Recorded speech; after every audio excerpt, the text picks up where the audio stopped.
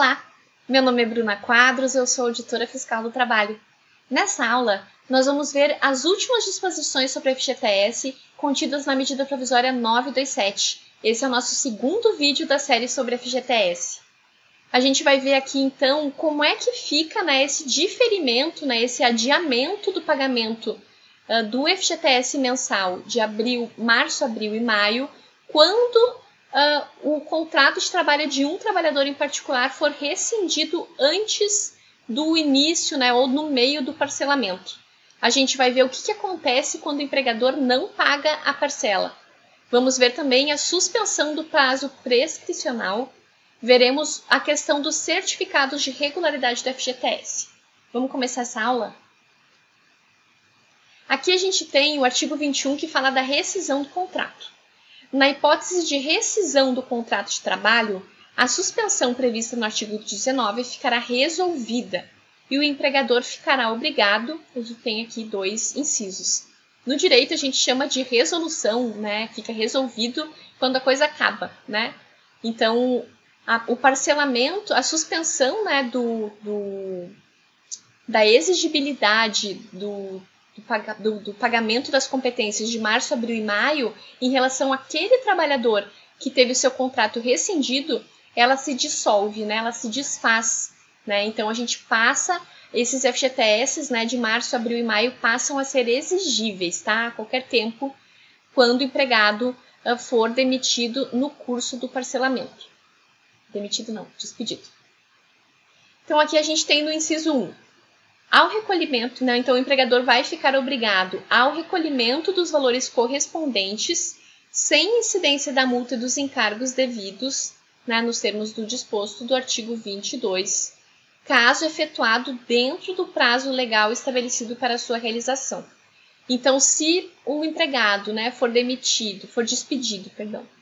despedido em maio, a competência de março ela vai ter que ser paga com atraso. A competência de abril, dependendo do dia de maio, vai ou não ser paga com atraso. E a competência de maio, se ele for despedido em maio, não vai incidir multa e encargo, porque ela só seria devida no mês seguinte. E aqui o inciso 2 fala dos depósitos dos valores previstos no artigo 18 da lei do FGTS. Esses valores são os valores do depósito rescisório, Então, se for hipótese de rescisão contratual que enseja o pagamento de valores rescisórios, o empregador vai ter que fazer o pagamento para o empregado, fazer o recolhimento, na conta vinculada daquele empregado. O artigo 21 fala que na hipótese de rescisão do contrato, a suspensão prevista no 19 fica resolvida, ficando o empregador obrigado, aqui o único, a pagar as parcelas vincendas, Então, ele vai ter que pagar as parcelas que ainda não venceram, do acordo de parcelamento que ele tinha feito com o governo. Então, se o trabalhador for despedido em agosto e tiver parcelas em setembro, outubro, novembro, o empregado não vai ser despedido, sem que o empregador faça a antecipação do pagamento do correspondente àquele empregado naquelas parcelas futuras que ainda não venceram.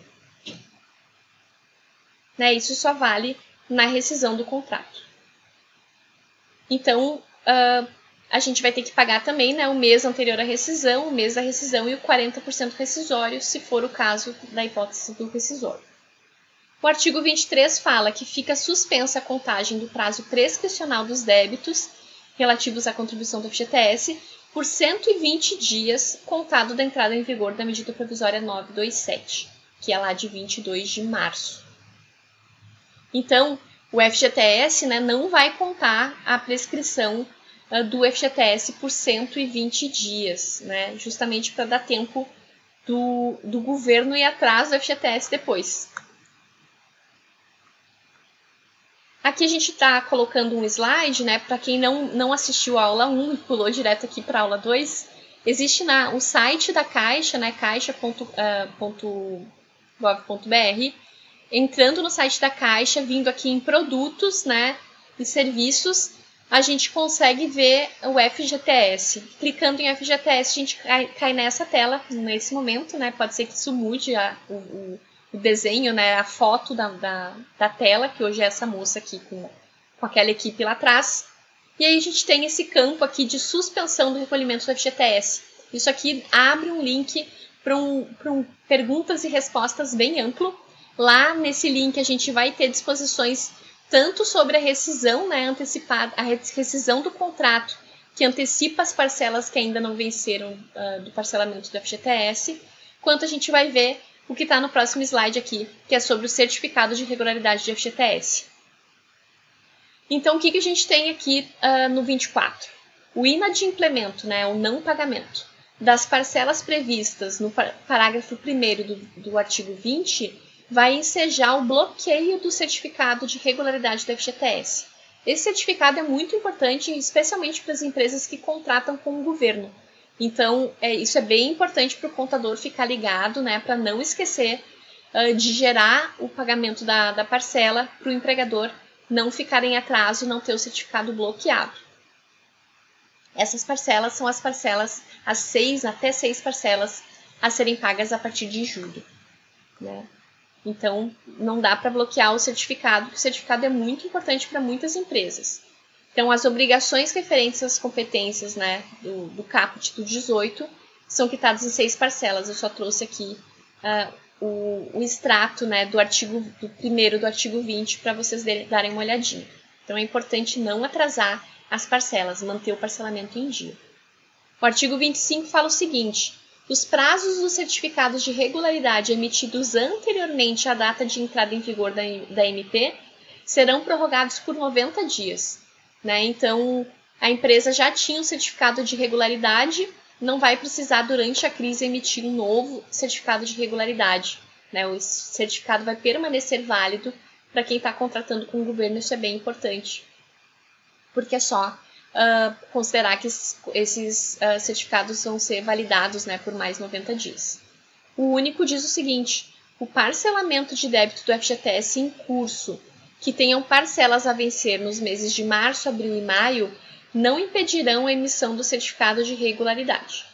Né? Então, as empresas que contratam diretamente com a Caixa, o parcelamento do FGTS, essas empresas, né, que têm parcelas que vencem em março, abril e maio, vão conseguir, né, emitir o certificado de regularidade. Não vai ser impedido de emitir. Então, 90 dias, né, de prorrogação dos certificados atuais. Com isso a gente encerra a nossa aula, né? Essa aula falou, então, sobre a rescisão de contratos no curso do parcelamento, né? O que fazer em relação a esse empregado que está sendo dispensado, né, despedido da empresa. A gente viu, então, que as parcelas que estiverem em curso, né, as do futuro vão ter que ser antecipadas e as do passado que estiverem em atraso vão ser pagas com a majoração. E as que não estiverem em atraso ainda vão ser pagas sem incidência de atualização, encargos e multa. A gente viu também que o certificado de regularidade que já foi emitido antes da crise vale por mais 90 dias, que as empresas que têm parcelamento de débitos, né, nos meses de março, abril e maio, elas não vão ter impedimento de emissão de certificado. E nós vimos também que quando a empresa não paga o parcelamento ao qual se comprometeu, ela vai ter o bloqueio do seu certificado de regularidade, o que é super importante, especialmente para quem contrata com o governo ou com algumas empresas que fazem essa requisição, né, que fazem esse requisito para manter o pagamento de seus contratos. Então, essa foi a nossa segunda aula sobre FGTS. A gente agradece a presença de todos, né, aqui no canal da Emite. A gente pede que vocês ativem as notificações, se inscrevam na página e fiquem ligados para novos vídeos que venham a surgir aqui na página futuramente. Um abraço e muito obrigada!